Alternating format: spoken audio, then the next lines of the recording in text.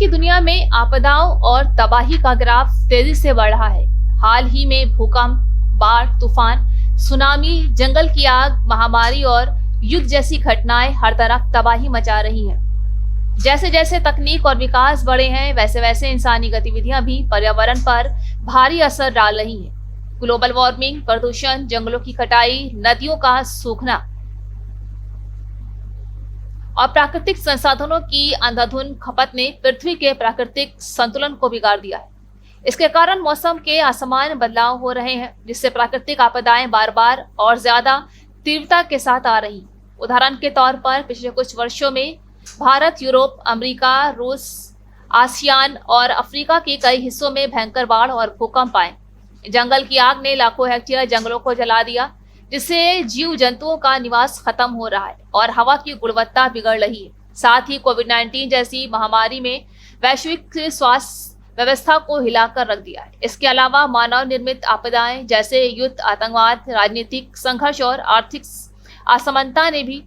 असमानता ने भी दुनिया को अस्थिर और भयभीत कर रखा है। इन सबका सीधा असर इंसान की जिंदगी, उसकी सोच और उसकी खुशहाली पर पड़ रहा है।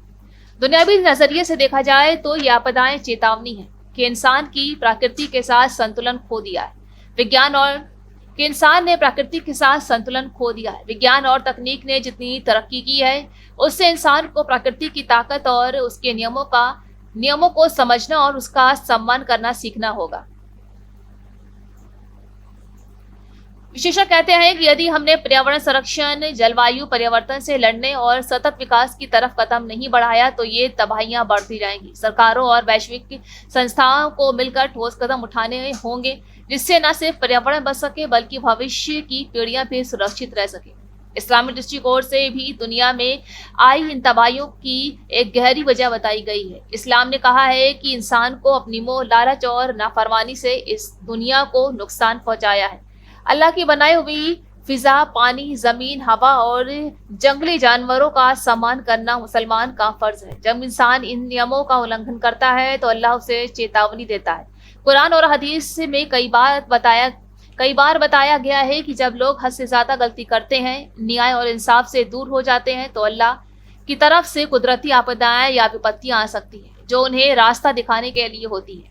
ये सजा नहीं बल्कि एक नसीहत और मौका होती है कि लोग अपने कर्मों को सुधारें और फिजा को साफ रखें। इस्लाम में हमें सिखाता है कि कुदरत को संतुलन बनाए रखना, पर्यावरण की रक्षा करना और इंसानियत के साथ रहना ही असली ईमानदारी है। इसके साथ ही मुश्किल वक्त में सबको मिलकर मदद करनी चाहिए, सब्र रखना चाहिए और अल्लाह की तरफ तवक्कुल यानी कि भरोसा करना चाहिए।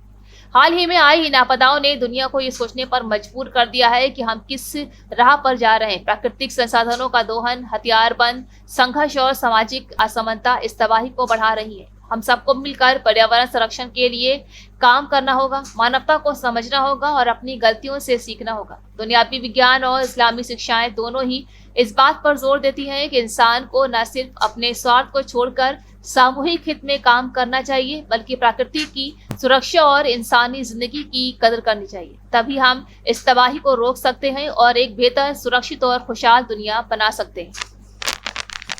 आखिर इतनी आफत क्यों आ रही है? इस सब के बारे में इंसान को एक बार बैठ के फुर्सत से सोचना जरूर चाहिए। ये आपदा है या कुदरत का कोई कहर?